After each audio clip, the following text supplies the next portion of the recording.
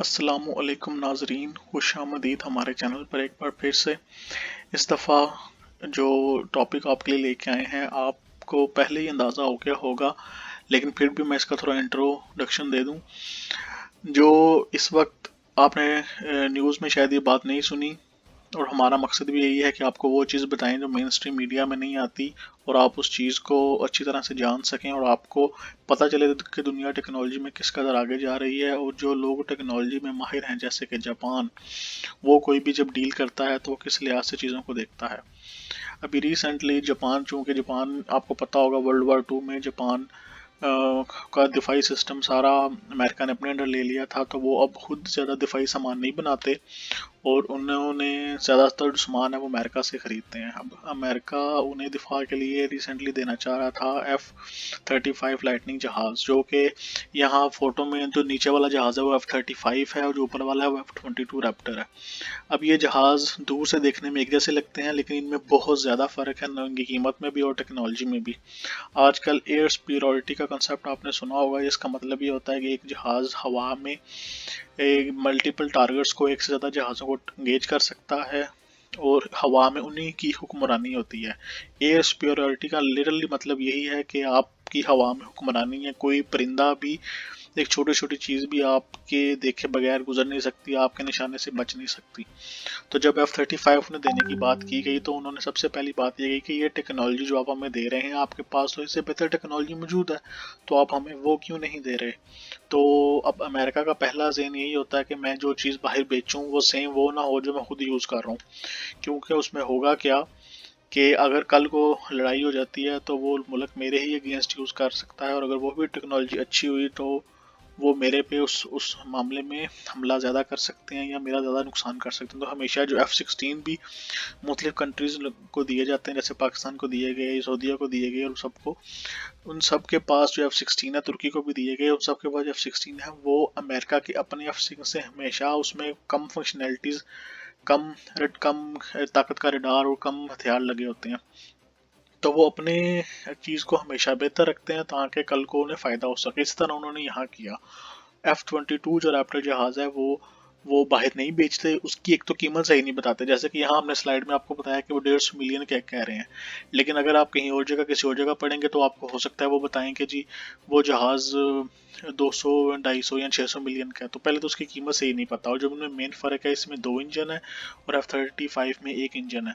और इसकी cruising speed चाहिए, जिस रफ्तार से आसमान की तरफ जाता है वो F-35 से काफ़ी ज़्यादा है। ये 62,000 यानी 62,000 फीट पर मिनट के हिसाब से ऊपर की तरफ जाता है, यानी कि एक अच्छा इंटरसेप्टर भी बन सकता है। जो कि आपने देखा होगा अभी ये अभिनंदन के केस में 27 फरवरी में वो एक इंटरसेप्टर जहाज़ था, लेकिन इंटरसेप्टर के अलावा वो कुछ नहीं था, तो इसलिए वो पुराना जहाज़ होने की वजह से इतना ज़्यादा मुकाबला नहीं कर सका और निशाना बन गया।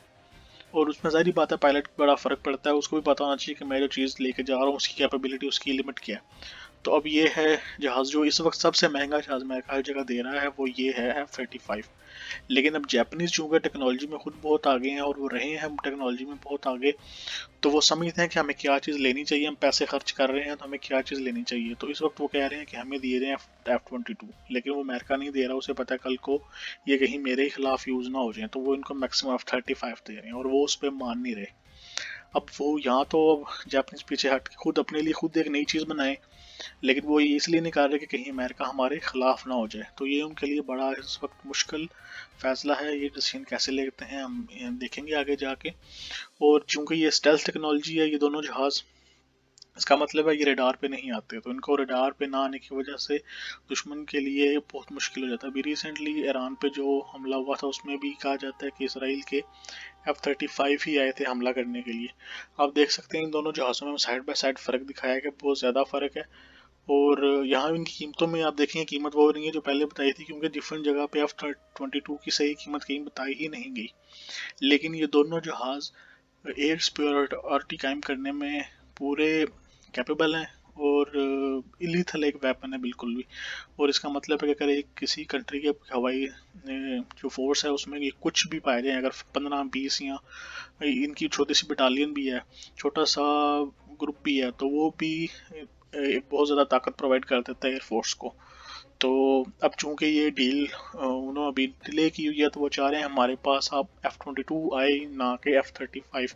और मेरे ख्याल से कंट्रीज़ को सोचना भी चाहिए कि हम अगर पैसे खर्च कर रहे हैं तो हम वो चीज़ लें जो कि सही है।